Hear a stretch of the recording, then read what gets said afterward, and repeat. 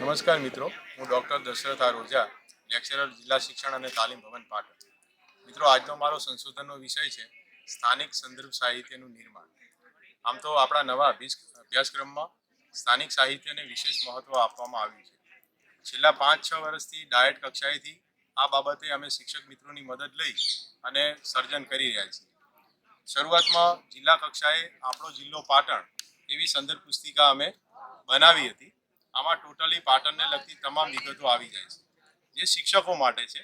શિક્ષકો એનો અભ્યાસ કરી અને બાળકોને શિક્ષણ કાર્ય દરમિયાન એની સમજૂતી આપશે. એના બીજા વર્ષે ધન્યધરા પાટણ, આમાં માત્ર ને માત્ર પાટણને લગતી ઐતિહાસિક જે ઘટનાઓ છે એને વાર્તાના ફોર્મમાં ઢાળવામાં આવેલી છે, જે બાળકોના નોલેજમાં વધારો કરશે. પાટણની સફરે, આ પુસ્તિકામાં QR કોડ પણ મૂકેલા છે. કોઈકને વિશેષ જાણવાની જિજ્ઞાસા હશે તો એના QR કોડને સ્કેન કરી અને એના વિશે માહિતી મેળવી શકશે. પાટણને લગતી આ ડોક્યુમેન્ટરી ફિલ્મ છે, જે DVDના ફોર્મમાં છે. ચાલો ફરવાને પાટણ. પાટણના લગભગ 25 થી 30 જેટલા સ્થળો લીધા છે અને એને ડોક્યુમેન્ટેશન કરી અને તમામ શાળાઓમાં આ તમામ મટીરિયલ આપેલું છે. ચાલુ વર્ષે પણ GCRTની સૂચના મુજબ કેળવણીનો ઇતિહાસ એટલે કે પાટણની શિક્ષણ યાત્રા, આમાં માત્ર ને માત્ર પાટણમાં કેળવણીનો વિકાસ કઈ રીતે થયો અને અત્યારે કેળવણીના કયા પદ ઉપર છે એ બતાવવાનો પ્રયત્ન કરવામાં આવ્યો છે.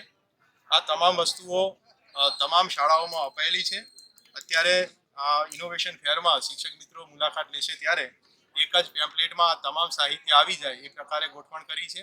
એના QR કોડ મૂકેલા છે, જેથી કરીને કોઈ શાળામાં આની જો અવેલેબિલિટી ના હોય તો એ એને ડાઉનલોડ કરી શકશે.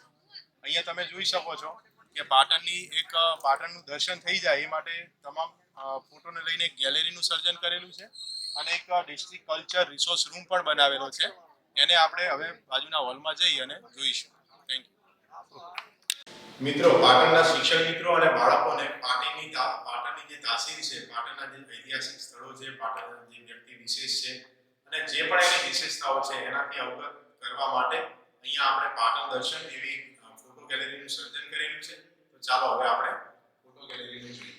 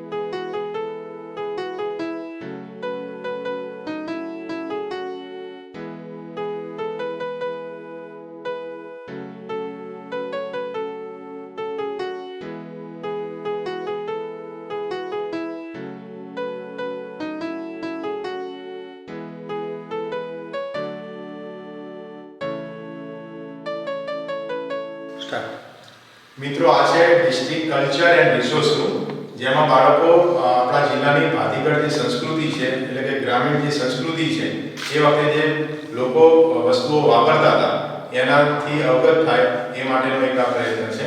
ચાલો નિહાળીએ ડિસ્ટ્રિક્ટ રિસોર્સ રૂમ.